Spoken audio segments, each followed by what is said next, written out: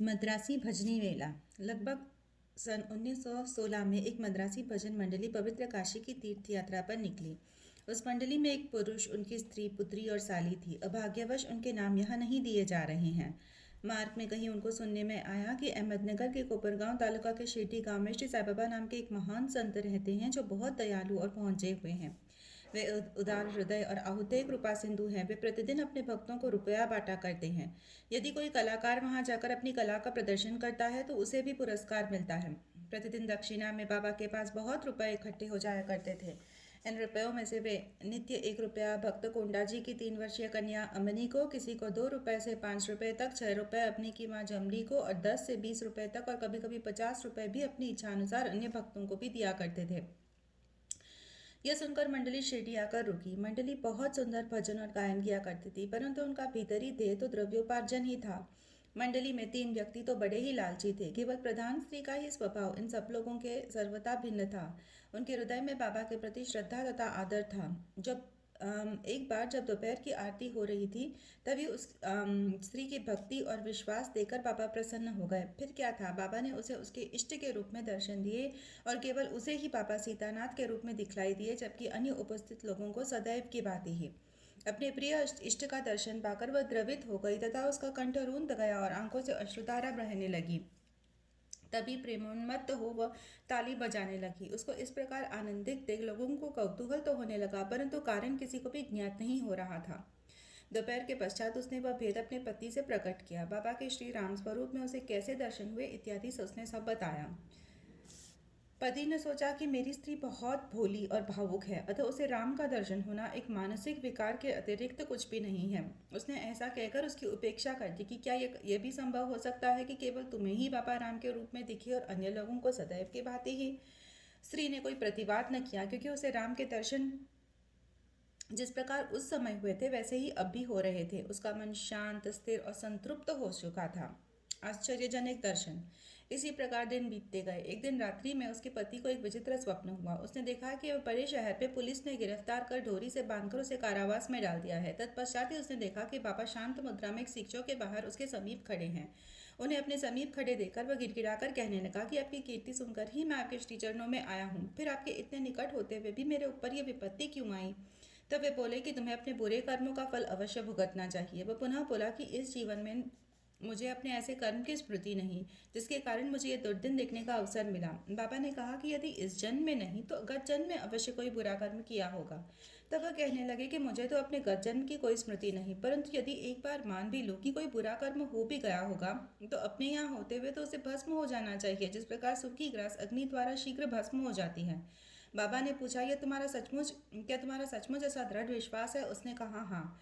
बाबा ने उसे अपनी आंखें बंद करने को कहा और जब उसने आंखें बंद की उसे किसी पूरे भारी वस्तु के गिरने की आहट सुनाई दी।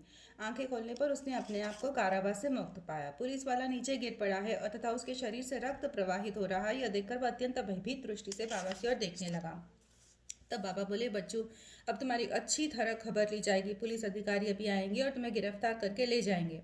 तब वह गिड़गिड़ाकर कहने लगा कि आपके अतिरिक्त मेरी रक्षा और कौन कर सकता है? मुझे तो एकमात्र आपका ही सहारा है। भगवान, मुझे किसी प्रकार बचा लीजिए।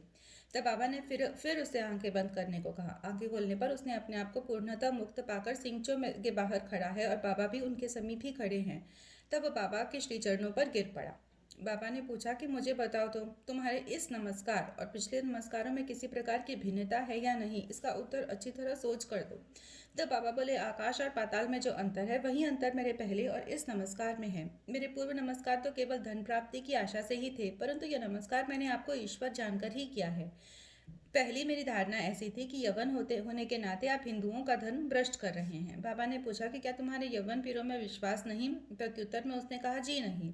तब वे फिर पूछने लगे, क्या तुम्हारे घर में एक पंजा नहीं? क्या तुम ताबूत की पूजा नहीं किया करते? तुम्हारे घर में अभी भी एक काट बीबी नामक देवी है जिसके सामने तुम विवाह तथा अन्य धार्मिक अवसरों पर कृपा की भीख मांगा करते हो। अंत में जब उसने स्वीकार कर लिया तो वो बोले, इससे अधिक अब तुम्हें क्या प्रमाण चाहिए? तब उसके मन में अपने गुरु श्री रामदास के दर्शनों की इच्छा हुई। बाबा ने जो ही उसे पीछे घूमने को कहा, उसने देखा कि श्री रामदास स्वामी उसके सामने खड़े हैं और जैसे ही वे उनके श्रीचरणों पर गिरने को तत्पर हुआ वह तुरंत अदृश्य हो गए। तब वह बाबा से कहने लगा कि आप तो वृद्ध प्रतीत होते हैं, क्या आपको आपकी आयु विदित है? बाबा ने पूछा, तुम क्या कहते हो कि मैं बूढ़ा हूँ? थोड़ी देर मेरे साथ दौड़कर तो देखो। ऐसा कहकर बाबा दौड़ने लगी और वो उनकी पीछे पीछे दौड़ने लगा। दौड़ने से पैरों द्वारा जो धूल उड़ी उसमें बाबा लुप्त हो गए और तभी उसकी नींद भी खुल गई। जागृत होते ही वह गंभीरतापूर्वक इस स्वप्न पर विचार करने लगा। उसकी मानसिक प्रवृत्ति में पूर्ण परिवर्तन हो गया। अब उसे बाबा की महानता विदित हो चुकी थी। उसकी लोभी तथा शंकालु वृत्ति लुप्त हो गई और हृदय में बाबा के चरणों के प्रति सच्ची भक्ति उमड़ पड़ी। वह था तो एक स्वप्न मात्र ही, परंतु उसमें जो प्रश्नोत्तर थे वे अधिक महत्वपूर्ण थे। दूसरे दिन जब सब लोग मस्जिद में आरती के निमित्त एकत्रित हुए तब बाबा ने उसे प्रसाद में लगभग 2 रुपए की मिठाई और 2 रुपए नकद अपने पास लेकर आशीर्वाद दिया। उससे कुछ दिन और रोककर उन्हें आशीष देते हुए कहा कि अल्लाह तुम्हें बहुत देगा और अब तो सब अच्छा ही करेगा। बाबा से उसे अधिक द्रव्य की प्राप्ति तो नहीं हुई, परंतु उनकी कृपा उसे अवश्य ही प्राप्त हो गई, जिससे उसका बहुत ही कल्याण हुआ। मार्ग में उनको यथेष्ट द्रव्य प्राप्त हुआ। उनकी यात्रा बहुत ही सफल रही। उन्हें यात्रा में कोई कष्ट या असुविधा नहीं हुई और वे अपना घर सकुशल पहुंच गए। उन्हें बाबा के श्री चरणों तथा आशीर्वाद और उनकी कृपा से प्राप्त उस आनंद की स्मृति सदैव स्मृति बनी रही। इस कथा से विदित होता है कि बाबा किस प्रकार अपने भक्तों के समीप पधाकर उन्हें श्रेयस्कर मार्ग पर ले आते थे और आज भी ले आते हैं।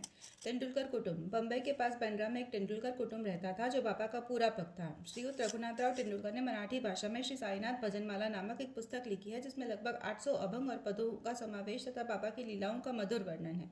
ये बाबा के भक्तों के पढ़ने योग्य पुस्तक है। उनका ज्येष्ठ पुत्र बाबू डॉक्टरी परीक्षा में बैठने के लिए अनवरत अभ्यास कर रहा था। उसने कई ज्योतिषों को अपनी जन्म कुंडली दिखाई, परंतु सभी ने बतलाया कि इस वर्ष उसके ग्रह उत्तम नहीं है, किंतु अग्रिम वर्ष परीक्षा में बैठने से उसे अवश्य सफलता प्राप्त होगी। उसे बड़ी निराशा हुई और वह अशांत हो गया। थोड़े दिनों के पश्चात उसकी माँ शिरडी गई और उसने वहाँ बाबा के दर्शन किए। अन्य बातों के साथ उसने अपने पुत्र की निराशा तथा अशांति की बात भी बाबा से कही। उनके पुत्र को कुछ दिनों के पश्चात ही परीक्षा में बैठा था। बाबा कहने लगे, अपने पुत्र से कहो कि मुझ पर विश्वास रखे। सब भविष्य कथन तथा ज्योतिषियों द्वारा बनाई कुंडलियों को एक कोने में फेंक दिए और अपना अभ्यास क्रम चालू रख शांतचित्त से परीक्षा में बैठे। वह अवश्य ही इस वर्ष उत्तीर्ण हो जाएगा। उससे कहना कि निराश होने की कोई बात नहीं।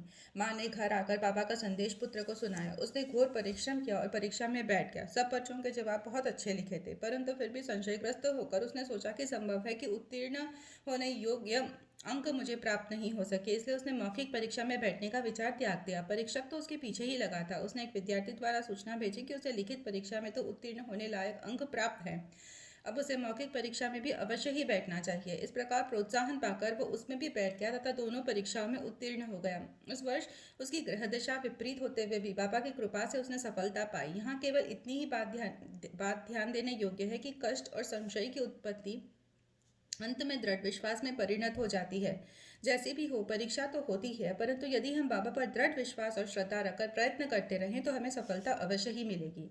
इसी बालक के पिता रघुनाथ राव बम्बई की एक विदेशी व्यवसायिक फर्म में नौकरी करते थे। वे बहुत वृद्ध हो चुके थे और अपना कार्य सुचारू रूप से नहीं कर सकते थे, इसीलिए वे अब छुट्टी लेकर विश्राम करना चाहते थे। छुट्टी लेने पर भी उनके शारीरिक स्वास्थ्य में कोई विशेष परिवर्तन नहीं हुआ। अब आवश्यक था कि सेवानिवृत्ति की पूर्वकालिक छुट्टी ली जाए। एक वृद्ध और विश्वासपात्र नौकर होने के नाते प्रधान मैनेजर ने उन्हें पेंशन देकर सेवानिवृत्त करने का निर्णय किया। पेंशन कितनी दी जाए, यह प्रश्न विचाराधीन था। उन्हें 150 रुपये मासिक वेतन मिलता था। इस हिसाब से पेंशन 75 रुपये, जो कि उनके कुटुंब के निर्वाह हेतु अपर्याप्त थी, इसीलिए वे बड़े चिंतित थे। निर्णय होने के 15 दिन पूर्व ही बाबा ने श्रीमती तेंदुलकर को स्वप्न में दर्शन देकर कहा कि मेरी इच्छा है कि पेंशन 100 रुपये दी जाए, क्या तुम्हें इससे संतोष होगा? श्रीमती तेंदुलकर ने कहा कि बाबा, मुझ दासी से आप क्या पूछते हैं? हमें तो आपके श्री चरणों में पूर्ण विश्वास है। यद्यपि बाबा ने 100 रुपये कहे, परंतु उसे विशेष प्रकरण समझकर 100 रुपये अधिक अर्थात 110 रुपये पेंशन निश्चित हुई।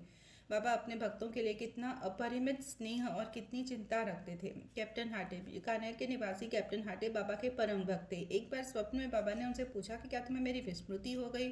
श्री हाटे ने उनके चरणों से लिपट कर कहा कि यदि बालक अपनी माँ को भूल जाए तो क्या वह जीवित रह सकता है? इतना कहकर श्री हाटे शीघ्र बगीचे में जाकर कुछ वलपपड़ी तोड़ लाए और एक थाली में सीधा तथा दक्षिणा रखकर बाबा को भेंट करने आए। उसी समय उनकी आंखें खुल गई और उन्हें ऐसा भान हुआ कि ये तो एक स्वप्न था। फिर भी वे सब वस्तुएं जो उन्होंने स्वप्न में देखी थी बाबा के पास शिरडी भेजने का निश्चय किया। कुछ दिनों के पश्चात वे ग्वालियर आए और वहां से अपने एक मित्र को 12 रुपये का मनी ऑर्डर भेजकर पत्र में लिख भेजा कि 2 रुपये में सीधा की सामग्री और वलपपड़ी आदि मोल लेकर तथा 10 रुपये दक्षिणा स्वरूप साथ में रखकर मेरी ओर से बाबा को भेंट देना। उनके मित्र ने शेडी आकर सब वस्तुएं तो संग्रह कर ली, परंतु वलपपड़ी प्राप्त करने में उन्हें अत्यंत कठिनाई हुई। थोड़ी देर के पश्चात ही उन्होंने एक स्त्री को सिर पर टोकरी रखे सामने से आते देखा। उन्हें यह देखकर अत्यंत आश्चर्य हुआ कि इस टोकरी में वलपपड़ी के अतिरिक्त कुछ भी नहीं था। तब उन्होंने वलपपड़ी खरीदकर सब एकत्रित वस्तुएं लेकर मस्जिद में जाकर श्री हाटे की ओर से बाबा को भेंट कर दी।